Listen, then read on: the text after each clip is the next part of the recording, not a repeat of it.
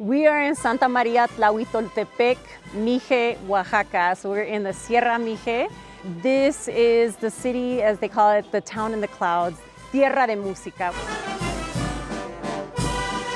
One of the ways of how I got here is through a relationship that was built with Maestra Leticia Gallardo Martinez since 2014, where we actually met in Los Angeles, California. And through that, we have developed quite a bit of rapport. No es tan difícil de Since coming to UC Riverside, the work that I have been doing is looking at women's incorporation into a male-dominant tradition of philharmonic bands from Oaxaca. So part of the work that I look at is how women have been incorporated into this brass band tradition, but what are the types of barriers and stereotypes that are being broken by the incorporation of young women, by women creating full-on all-women bands like we have been spending these last few days with Mujeres del Viento Florido.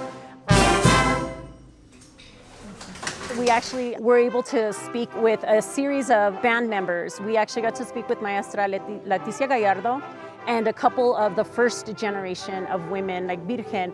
So it was really important to look at the different evolutions of the young musicians that are part of this band. So we were talking about what their experience was when they were first forming the band. Muchísimas gracias.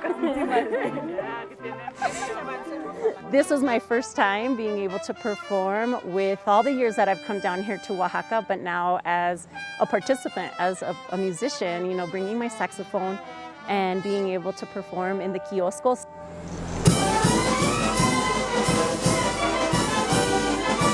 Part of my ethic is always being like, how can I help? One of the things that's so important when we think about anthropologists or ethnomusicologists, sometimes it's like, oh, just because I have an instrument, I can come sit down and like play with them. No.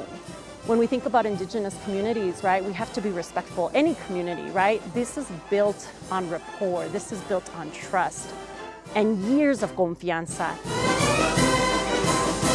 So that's one of the things that I think has been what's so beautiful is being able to, and there's a word called convivir, right? It's about the conviviality, about when you get to share a meal. We've gotten to break bread. So these are those things that I think are a beautiful opportunity, but for anybody that is studying some sort of cultural practice or religion outside of their own, right? It's an amazing opportunity to think about what more can you learn about this world and how we all live in different ways, but where we're honoring one another's existence.